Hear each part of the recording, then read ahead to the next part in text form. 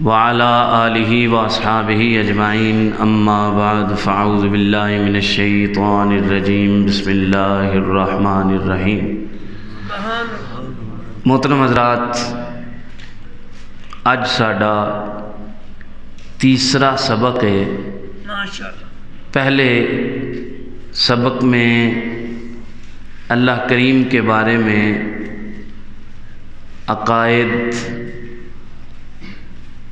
رکھنے کا بیان کیا گیا، اور دوسرے سبق میں فرشتوں کے بارے میں اور آسمانی کتابوں کے بارے میں عقیدہ رکھنے کا بیان کیا گیا۔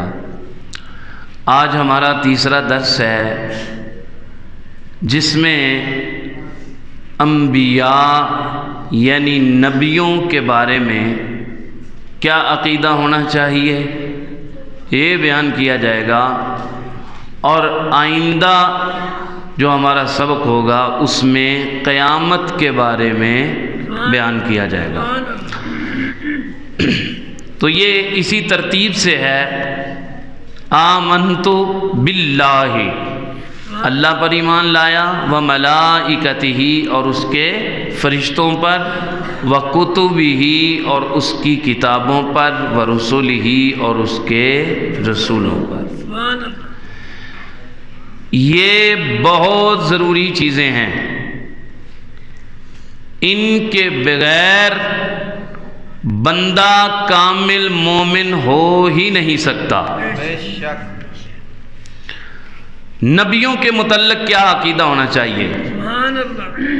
پہلے نمبر پہ مسلمان کا یہ عقیدہ ہونا چاہیے کہ اللہ پاک کے جتنے بھی انبیاء آئے وہ حق لے کے آئے، ان کے حق ہونے میں کوئی شک ہو سکتا نہیں۔ اور یہ بھی ماننا ضروری ہے کہ سب سے پہلے نبی جو پیدا ہوئے، جو دنیا میں تشریف لائے، ان کا نام حضرت آدم علیہ السلام ہے۔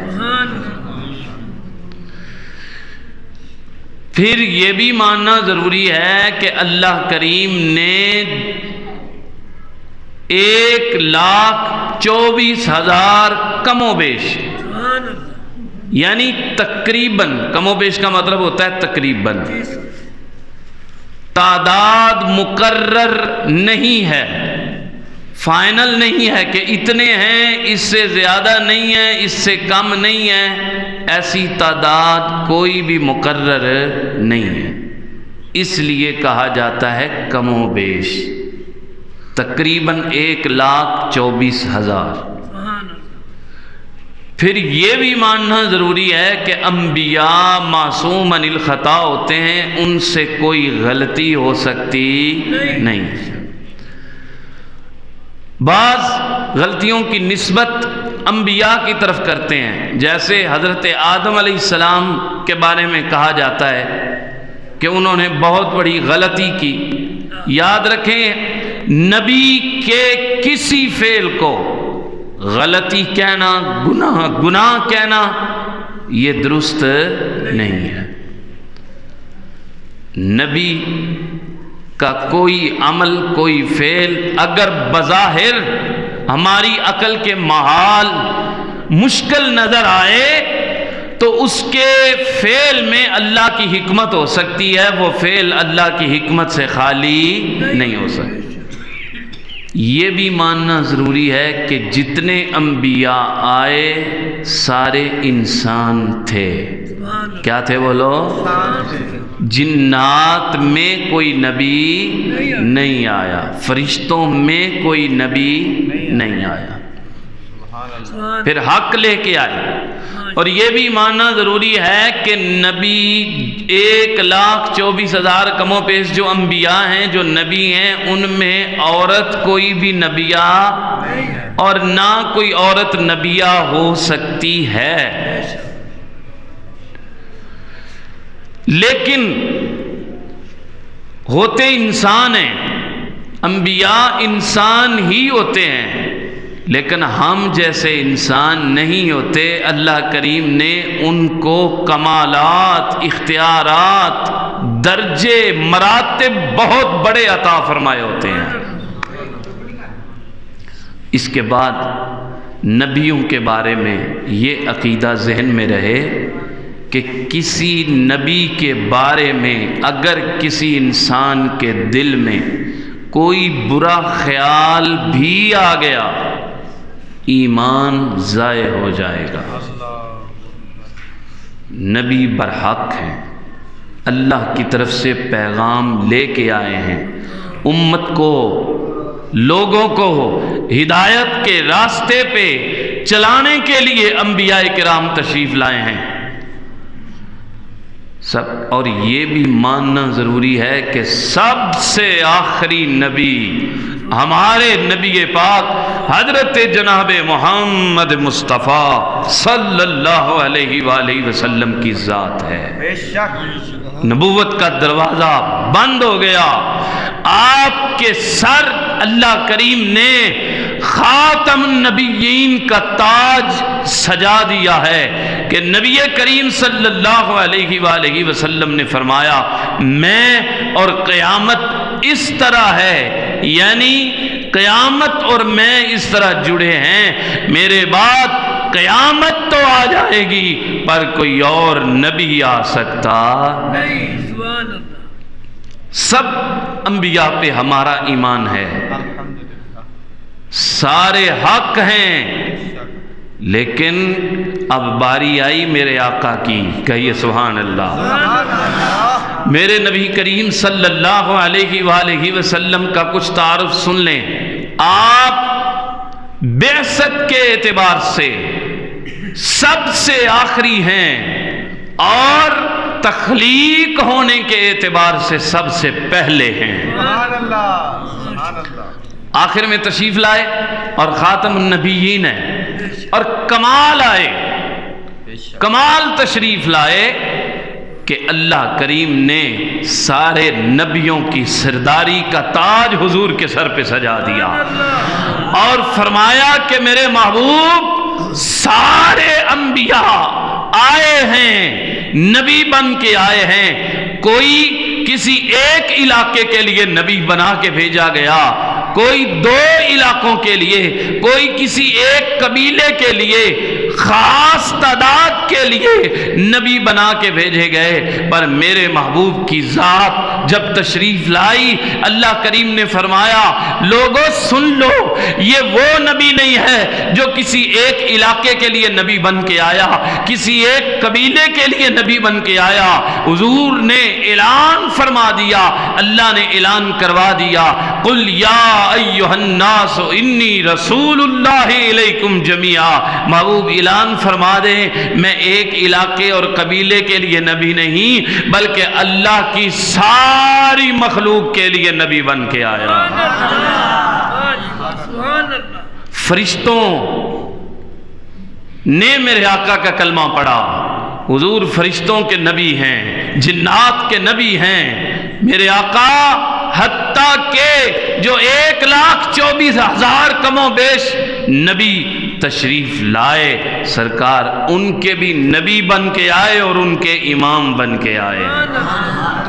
میرے آقا کے متعلق یہ ہمارا عقیدہ ہونا چاہیے کہ آپ خاتم النبیین ہیں، کوئی اور نبی حضور کے بعد نہ پیدا ہوا ہے، نہ کبھی ہوگا، نہ ہو سکتا ہے۔ یہ مسلمانوں کے ایمان میں بات شامل ہے۔ اگر کسی نے کہا کہ بعد میں کوئی نبی آ سکتا ہے یا آیا، یاد رکھیں وہ دائرہ اسلام سے خارج ہو جائے گا۔ بے شک نمازیں پڑھتا رہے، روزے رکھتا رہے، زکوٰۃ دیتا رہے، حج کرتا رہے، مومن نہیں ہو سکتا۔ مومن ہونے کے لیے ضروری ہے کہ میرے آقا کو سب سے آخری نبی مانتا ہو۔ آپ سب سے آخری نبی ہیں اور آپ کے کمالات بہت کمالات ہیں۔ میرے کریم محبوب صلی اللہ علیہ وآلہ وسلم کا کمال یہ ہے کہ میرے آقا ساری کائنات کے لیے نبی بنا کے بھیجے گئے ہیں، سرکار صلی اللہ علیہ وآلہ وسلم نے فرمایا ارسلت الی الارض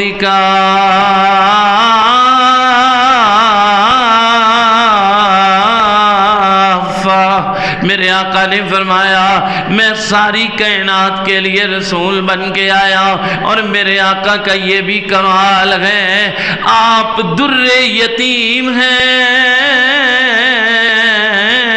اور میرے آقا اللہ کریم کی عطا سے پوشیدہ چھپی چیزیں بھی جانتے ہیں، ظاہری چیزیں بھی جانتے ہیں، اور یہ بھی عقیدہ رکھنا ضروری ہے۔ میرے نبی کریم علیہ السلام آج بھی اپنی تربت انور میں، اپنی قبر انور میں، گنبد خضرا میں میری سرکار آج بھی زندہ ہیں۔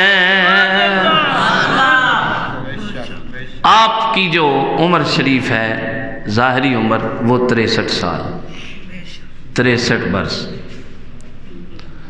سرکار امام الانبیاء ہیں، خطیب الانبیاء ہیں، ساری کائنات کے سردار ہیں۔ اللہ کے بعد رب کی تمام مخلوقات میں سب سے جو افضل ہستی ہے وہ تیرے اور میرے نبی کریم علیہ السلام کی ہستی ہے۔ اچھا، اس میں بات یہ بھی ہوتا ہے نبیوں کے متعلق، نبی کا نام لکھا اور اس کے بعد سواد لکھ دیا، سواد لام لکھ دیا، تو ایسا طریقہ بھی ناجائز ہے۔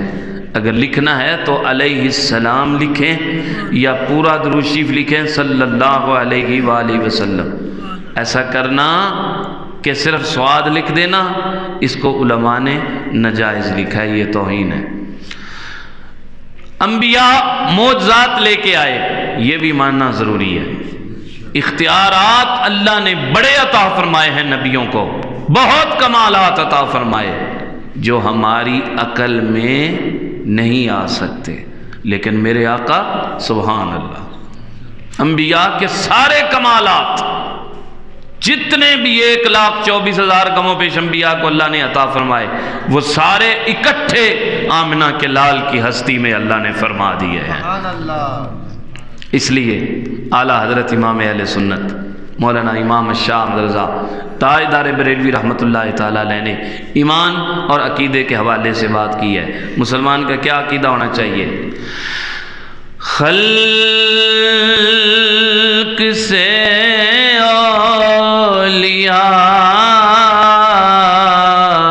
اولیاء سے رسول، عام مخلوق میں سے اولیاء افضل، اولیاء میں سے رسول افضل، اولیاء سے رسول افضل۔ رسولوں سے کون افضل ہے؟ خلق سے اولیاء، اولیاء سے رسول، خلق سے اولیاء، اولیاء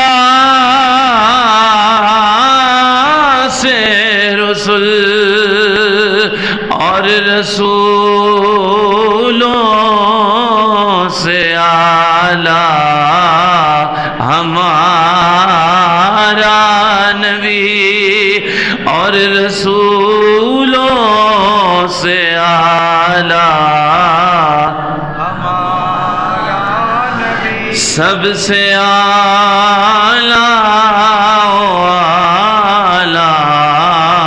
ہمارا نبی۔ تو یہ تھا انبیاء کرام کے بارے میں ایمان رکھنے کا درس اور بیان۔ اللہ کریم ہم سب کو یاد رکھنے کی، عمل کرنے کی توفیق عطا فرمائے۔ اس کے بعد کا جو سبق ہوگا اس میں قیامت کے بارے میں پڑھایا جائے گا، پڑھا جائے گا۔ دوستوں میں پھر کہتا ہوں یہ ضروری چیزیں ہیں، یاد رکھیں، خود بھی اور دوسروں تک بھی پہنچائیں، شیئر کریں۔ اللہ کریم آپ کو اس چیز کا ضرور اجر عطا فرمائے گا۔ وما علیہ الا البلاغ۔